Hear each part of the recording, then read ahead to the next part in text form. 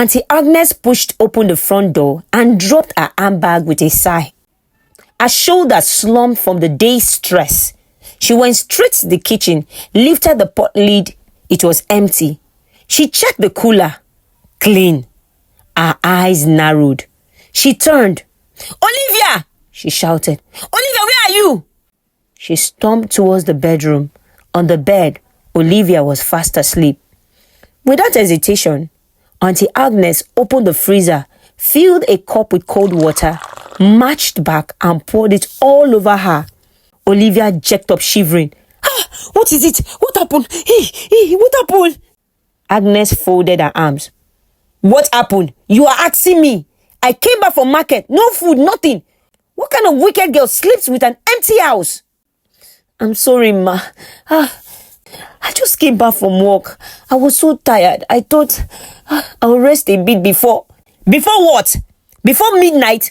When the market is already closed. I sent you to school. I paid every fee. I fed you, raised you like my own. And now you're almost 30. No husband, no child, no plan.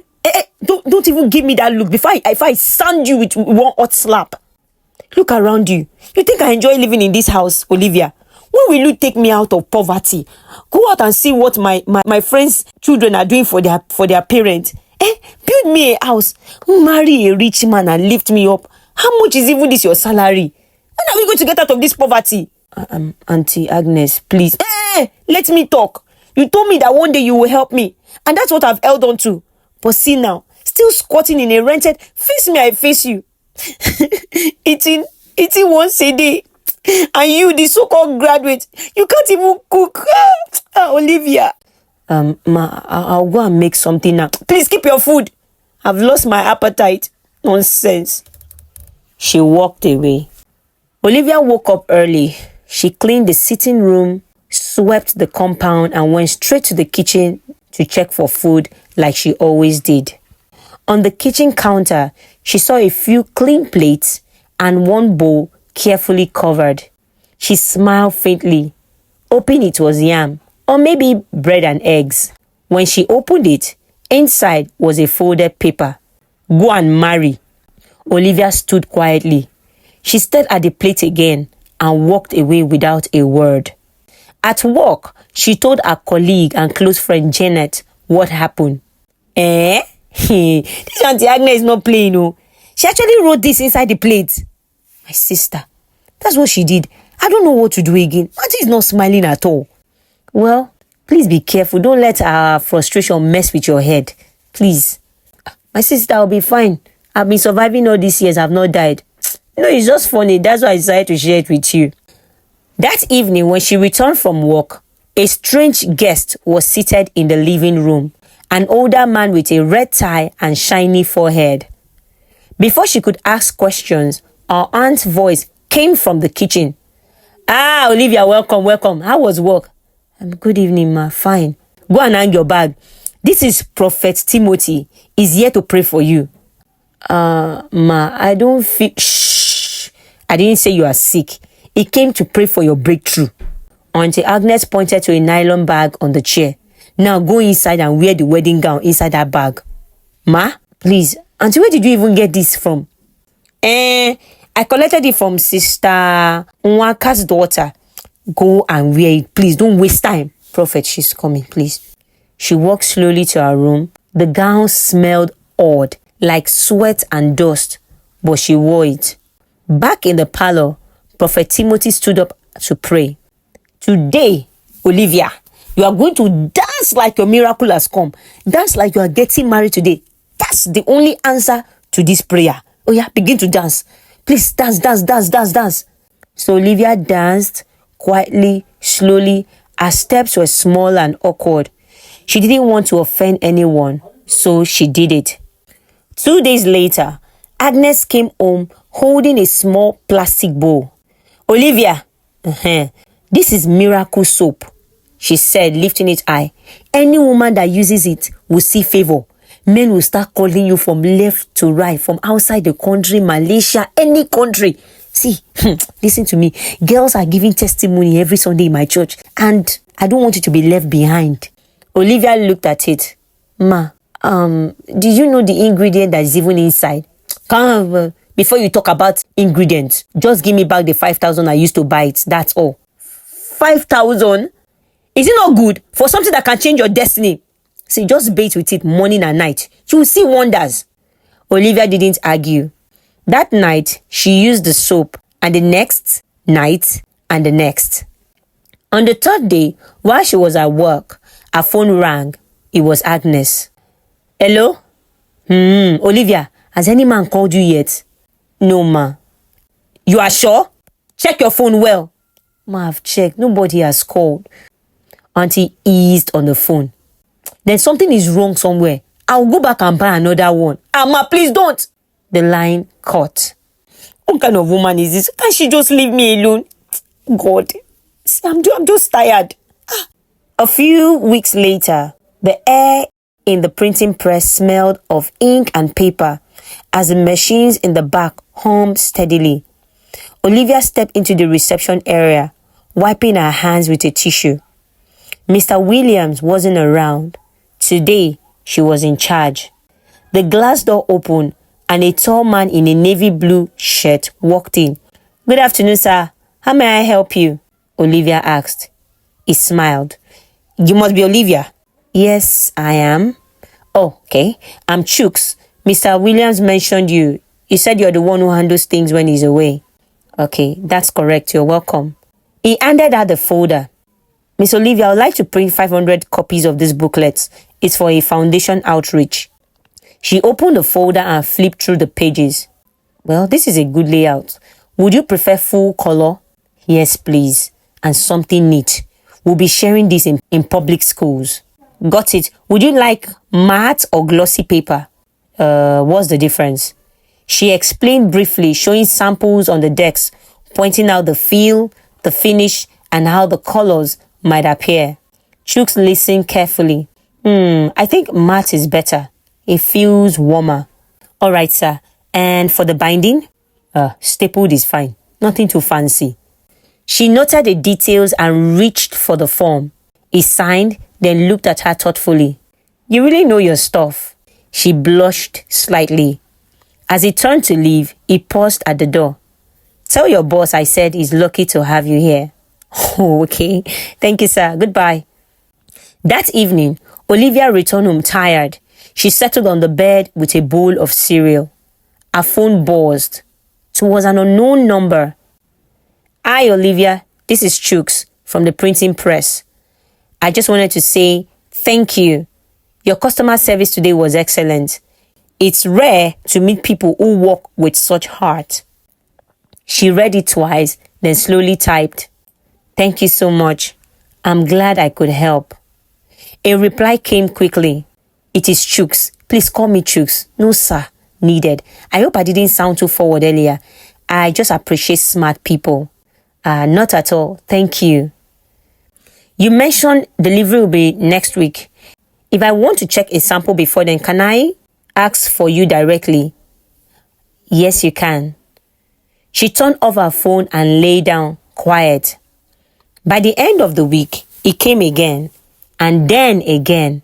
Soon, everyone at the press began to notice it wasn't just coming for printing. Olivia stood by the sink, rinsing a plate one afternoon when her phone buzzed again. It was a message from Chuks. I've told my mom about you. She's been begging to meet the woman who is always in my mouth. Are you free this Sunday? Her heart skipped. She wiped her hands and walked straight to the living room. Auntie, she called. Agnes was on the couch watching a loud soap opera. She didn't look up. I want to tell you something. What is it? I hope it's not another thing you forgot to do in that printing shop. No, ma, it's something else. Agnes paused the TV. Well, I've been talking to a man, one of our customers. His name is Chuks. He wants me to meet his mother this Saturday. Did I hear you well? Agnes grabbed Olivia's hands and began to dance around the living room. Hey, Jesus, finally, God has remembered me. After all the prayers, after all the night vigils, thank God. See, calm down. Don't auntie me. See, go and buy new slippers. polish your toenails, wear that red gown, and that one that used to bring out your shape very well. You must not go there looking like you are struggling. Do you hear me? Don't open your teeth too much. Don't chew like a goat. Smile small. In fact, she clapped her hands. Don't talk too much at all. Just keep nodding. Olivia smiled, but inside her heart, she was nervous. Olivia followed Chuks into the modest but well-kept sitting room. His mother was seated on a brown velvet couch. "Mom, good afternoon," Chuks said. She looked up, nodding faintly. "This is Olivia, Mom." Olivia knelt quickly. "Good afternoon, Ma." The woman turned to her son. "Is this the girl you talked about?" "Yes, Ma. She's very hardworking. That is one of the things I really like about her." As Olivia began to rise, the woman's voice cut through the room. "Who asked you to get up?" Olivia froze. "You already badly behave. Is that how you greet in your culture? See, in our culture, you wait until the elder tells you to rise." I'm sorry, Ma. I'm sorry." The woman's eyes stayed on her. "Where are you from?" I'm from the eastern part of Nigeria, Ma." "You know I'm not ready to give up my only son to some new girl who doesn't understand our ways. Because some of you girls, you see a man like my son and you start planting marriage ideas in his head." "No, Ma. I would never do that, Ma." The tension lingered in the air like smoke. Trying to lighten the mood, Chuks smiled. "Mom, Olivia brought you chin-chin, and it's your favorite one she got." The woman looked at the bag, then back at Olivia. After a long pause, she finally said, "Okay, you can stand up." Olivia stood slowly, her knees stiff, but her face calm. She kept smiling politely, choosing not to dwell on anything. In her heart, she told herself the woman was just testing her. Later that evening, as they drove away in Chuk's car, the silence hung heavy between them. When they were halfway home, Chuks glanced over and said, "Babe, please don't take what happened to heart. That's just how my mom is." Olivia didn't say anything. "My mother is very traditional. You just have to put up with her for now. Once we get married, she won't be able to disturb us again. And besides, maybe she's just testing you to know if you are well behaved." Olivia nodded slowly. "Okay, no problem." Olivia was brushing her hair in front of the mirror one afternoon, getting ready for work, when Auntie Agnes walked into the room, holding a steaming cup of tea. "So how did it go?" "It went fine. Chuks introduced me properly, but his mother asked me to kneel down for a long time."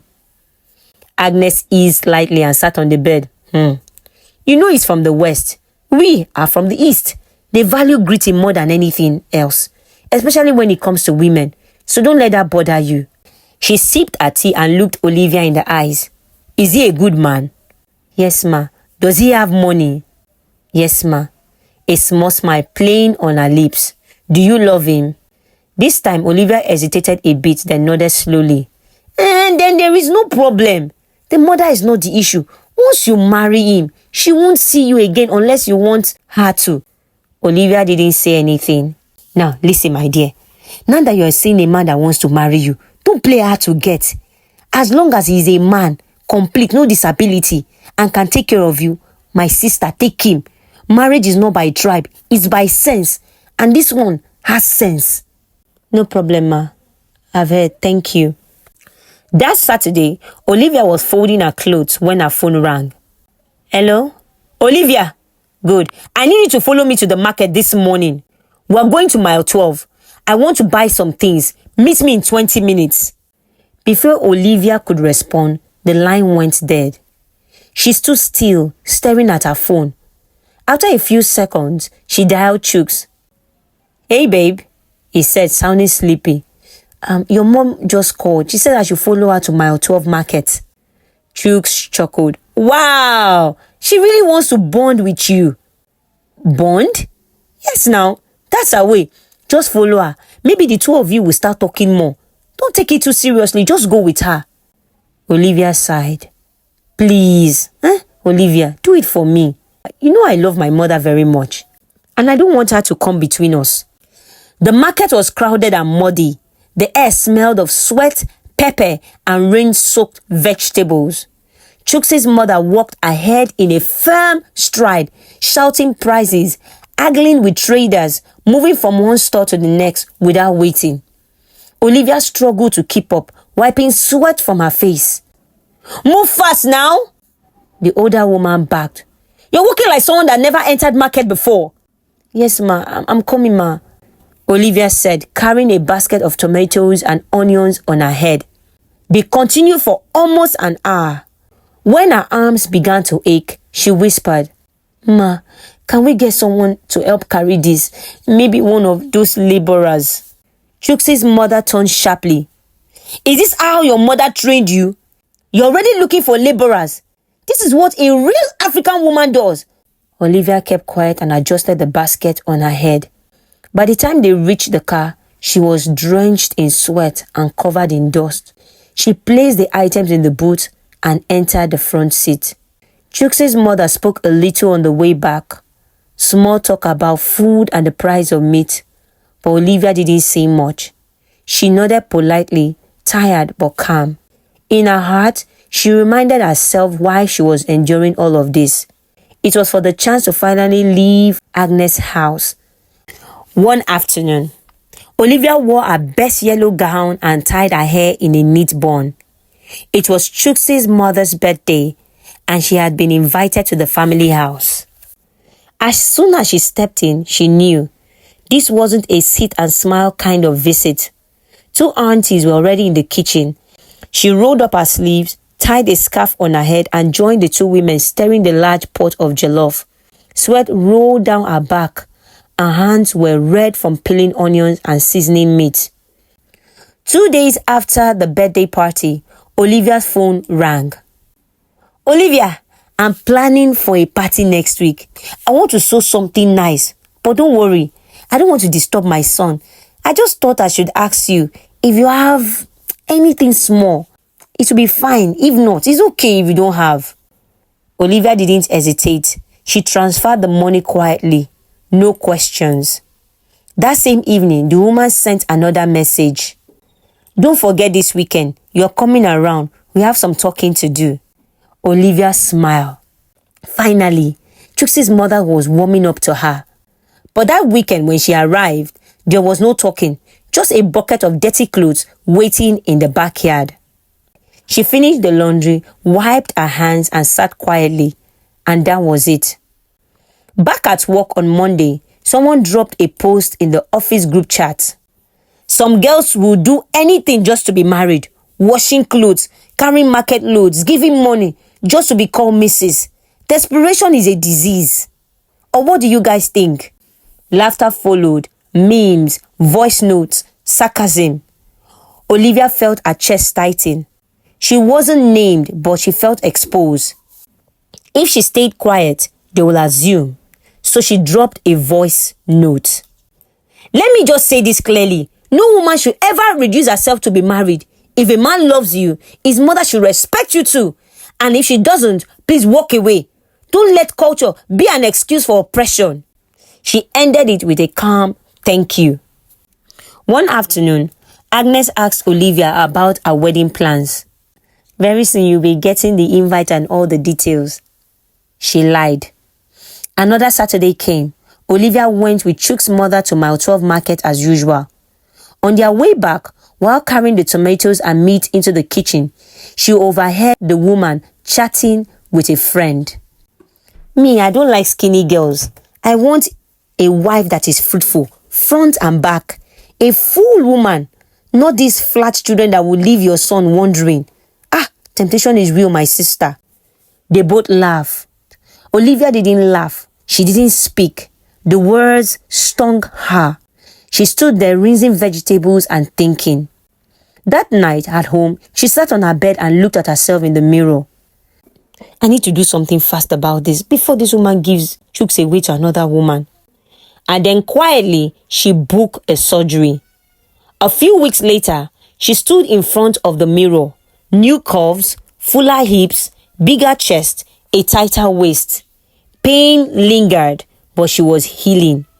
When Chuks came to see her, he stood by the door in surprise. She turned to face him. "Do you like it?" He nodded slowly, still staring. I mean, yes, but what happened? Well, nothing. I just wanted to show you that I'm everything you want, so you will never be tempted. Chuks looked at her, then shook his head gently and laughed. Olivia kept visiting Chuks' house. She washed his clothes, cooked for him, spent the weekend in his house. Sometimes she carried food to his office, even cooking extra for his workers. Each time she asked about the marriage plans, Chuks gave excuses. Babe, don't worry. I'm working on something. My mother hasn't finished the guest list. Let me put 2 and 2 together. The words were always the same. So she stopped asking. One afternoon at the factory, Olivia suddenly slumped. Her colleagues rushed to her side. Her gown was stained with blood. Her buttocks had started bleeding. She was rushed to the hospital. The doctors shook their heads. The BBL surgery had been done poorly. She would have to stay in the hospital for weeks to recover. For a whole month, Chuks never came. Only Agnes and Janet, her friend, visited. When she was discharged, Olivia decided to see him. Maybe he was busy. Maybe there was an explanation. She took a taxi to his family compound. Music was playing. Cars were parked outside. Guests were entering with gifts. Her heart raced. Is he a surprise? Is he planning to surprise me? She pushed forward, only for the security guard to block her. Madam, you can't enter. There's a wedding going on. I'm Chuks' fiancé. Is this a surprise? Which surprise? It's not your wedding. Oga Chuks is getting married. Wait, what? Yes. And they said I shouldn't allow you inside. Her whole body froze. Olivia insisted. She shouted his name. At last, Chuks and his mother came outside. His mother folded her arms and hissed. Young lady, are you too desperate? This is your problem. A man just blinks at you and you throw yourself on the ground. Shame. Mommy, go inside. Let me handle it. He turned to Olivia. His voice was cold. Listen, it's over. I cannot marry a woman this desperate. Tomorrow you may kill me and run away with my money. So, good luck with your BBLs. Then he walked back into the hall. The doors closed. And Olivia was left standing in the dust, tears running down her face. When she got home that night, she packed her bag. Agnes begged. Please don't leave. Stay. I'm sorry. Things will be better. No, leave me. Leave me, ma. Leave me. It was because of you. I forced myself into this because I wanted to please you. But I almost lost my life. I'm done. With her little savings, she dragged her bag to the gate. She didn't look back. I will never return here, she whispered, and she walked away. Please, do not allow anyone force you into marrying Sofana man. Please, wait on God's time because God's time is the best. If you enjoyed this story, please click the next video showing on your screen and don't forget to give this video a thumbs up. And hold on, if you know you want to start a YouTube channel and this is your goal this year, please take advantage of the workbook I created for new content creators in the pinned comment below. So I'll see you in the next video showing on your screen.